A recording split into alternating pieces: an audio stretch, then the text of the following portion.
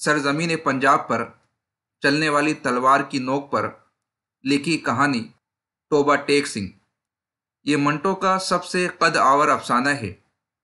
ये उनके अफसानवी मजमूए फुंदने में शामिल है जो 1954 में शाये हुआ था। हिंदुस्तान के बंटवारे के पस मंज़र में हमेशा जिंदा रहने वाली इस कहानी ने बेहद शोहरत पाई। तोबा टेक सिंह सूबे पंजाब का शहर और ज़िले सदर मकाम है। 1982 में ज़िला फैसलाबाद से अलहदा करके इसे ज़िला बना दिया गया। तोबा टेक सिंह का रकबा 3252 मुरब्बा किलोमीटर है। 1998 की मरदमशुमारी के मुताबिक यहाँ की आबादी 16,21,593 है। तोबा टेक सिंह एक खूबसूरत और दिलकश शहर है। इसी शहर के नाम से मशहूर अफसाना निगार सआदत हुसैन मंटो ने तोबा टेक सिंह के उन्वान से एक अफसाना भी तख्लीक किया है। इस शहर का नाम एक सिख मजहब के पैरोकार के नाम पर है, जिसकी तफसील आगे बयान की जाएगी। यूँ तो फसादात और तकसीम हिंद पर उर्दू अदब में बहुत सी कहानियाँ तहरीर की गई है, मगर मंटो का मामला ज़रा मुख्तलिफ है। मंटो कहते हैं कि 1 लाख हिंदू मार कर मुसलमानों ने ये समझा कि हिंदू मजहब मर गया और लाख मुसलमानों को कत्ल करके हिंदुओं ने बगले बजाई कि इस्लाम ख़त्म हो गया। मगर मंटो सवाल करते हैं कि क्या बंदूकों से मजहब शिकार किए जा सकते हैं? मंटो महज दागदार होने वाले दुपट्टों पर रंजीदा ना थे। वो इस सवाल का जवाब भी मांग रहे थे कि खाक व खून में लुथड़ी लाशों को दफनाया जाए या आग लगाई जाए। दुनिया की तारीख में तकसीम के सबसे बड़े नोहे, सबसे बड़ी ट्रेजडी, पार्टीशन के पस मंज़र में मंटो साहब ने तोबा टेक सिंह के नाम से ये अफसाना ज़ब्त कलम किया है। तोबा टेक सिंह एक सिख पागल भूषण सिंह की कहानी है जो कई बरसों से पागल खाने में दाखिल था और तोबा टेक सिंह मकाम का रिहायशी था। ये कस्बा झंग और सांदलबार यानी मौजूदा फैसलाबाद के बीच वाक़ है। तोबा टेक सिंह के वतन में भी एक कहानी है। तोबा टेक सिंह में पंजाब के आज जंगली कहे जाने वाले लोग नीम सहराई ज़िंदगी गुजारते थे। पंजाब पर अंग्रेज़ों के पूरे तसल्लुत के बावजूद उन्होंने अंग्रेज़ हुकूमत को तस्लीम ना किया था।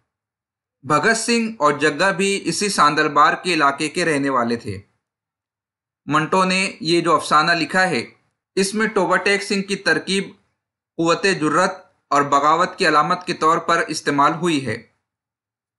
मंटो के कलम की बदौलत आलमगीर शनाख्त पाने वाले इस क़त्ए इरादी की दास्तान यूँ है कि जिस जगह इन दिनों तोबा टेक सिंह का रेलवे स्टेशन है, उसके आसपास ही एक पानी का टोबा होता था।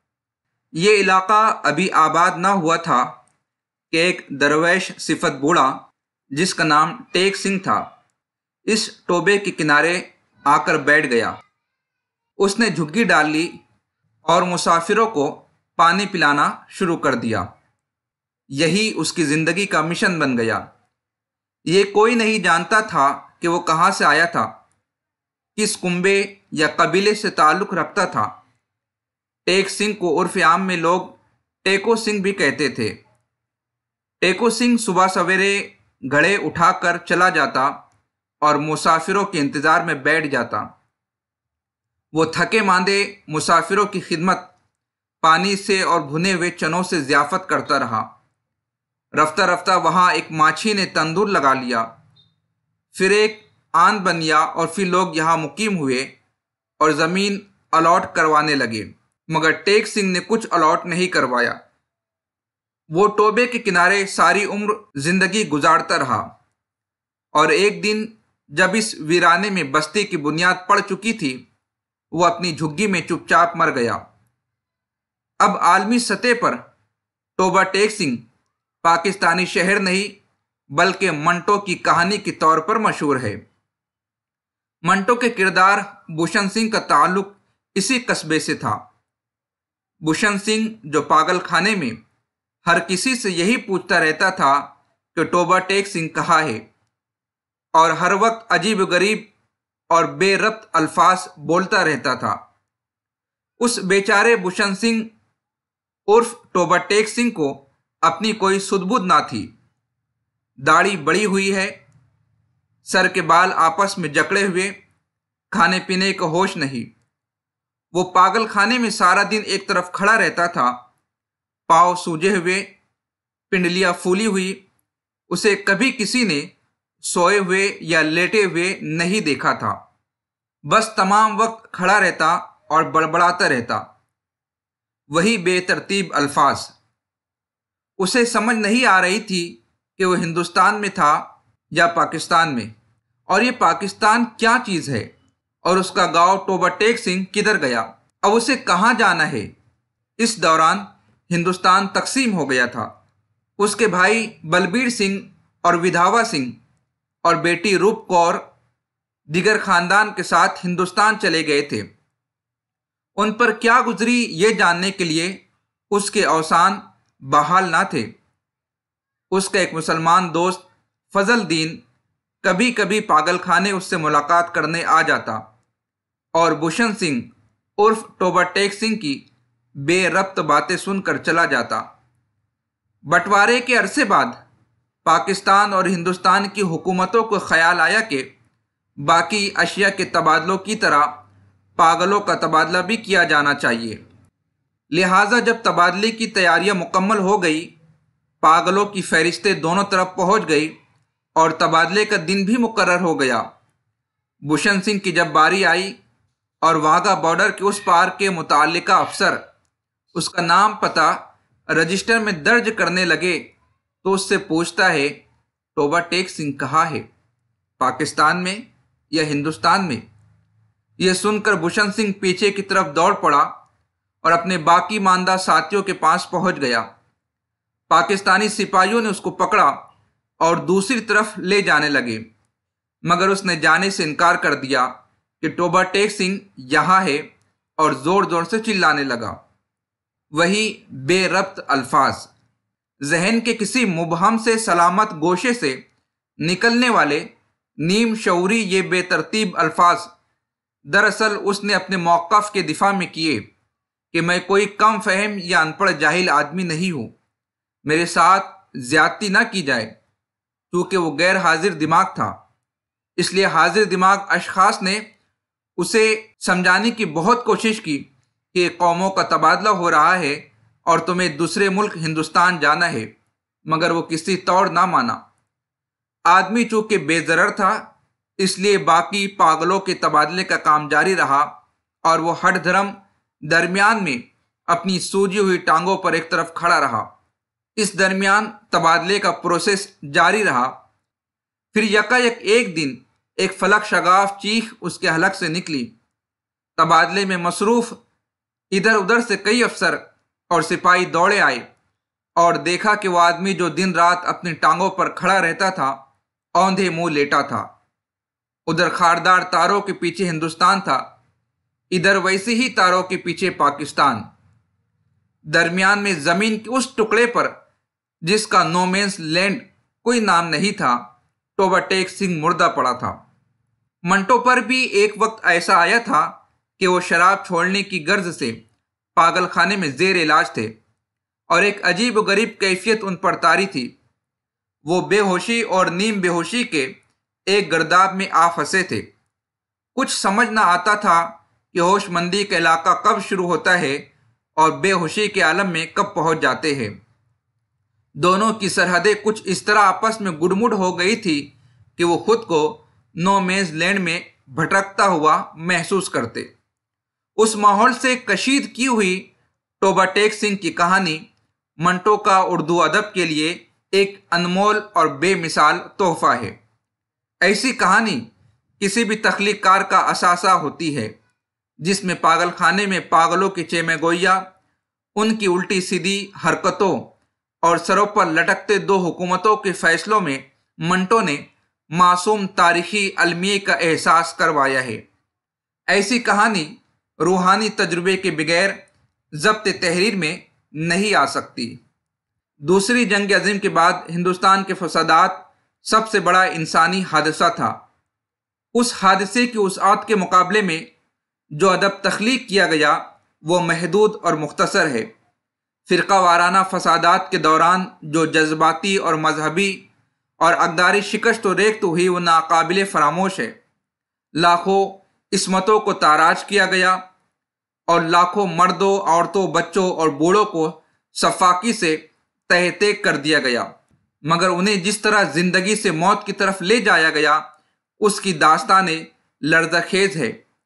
इस सियाक व सबाक में मंटो उर्दू के वाहिद अदीब है जिन्होंने 1947 के फसादात को भरपूर तरीके से अपने अफसानों का मौजू बनाकर बेहद मुअस्सर अफसाने तहरीर किए।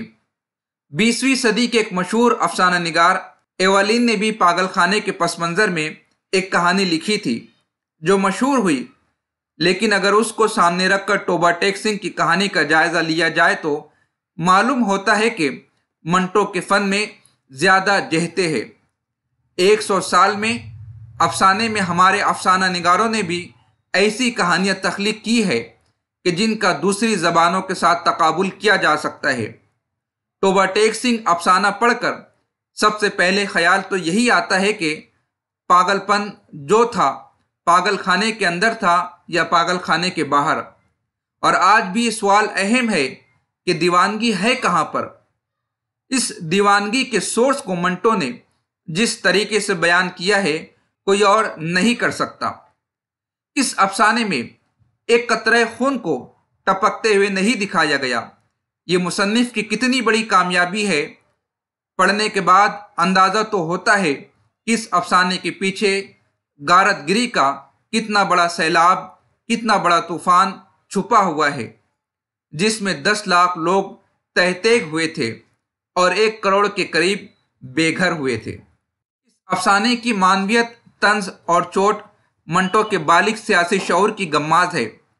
टोबा टेक सिंह का मौजू आज़ादी और तकसीम की नफ्सियात और माबाद असरात है। पागल खाना और आज़ादी, पागलों का तबादला और दीवानों की होशमंद बातें इस अफसाने के अहम इशारे हैं। तहम पागल खाना और टोबा टेक सिंह 2 इस्तिआरे हैं जो आज़ादी के मनाफी रवैयों को बयान करते हैं। यानी आज़ादी की ताबीर ने फ़र्द की नफ्सियाती कैफियत दरहम बरहम कर दी और तकसीम के बाद मुआशी व समाजी, नफ्सियाती व सियासी, जिन्स और अकायद की बुनियाद पर जारी तकसीम ने जहनी पागलपन पैदा कर दिया।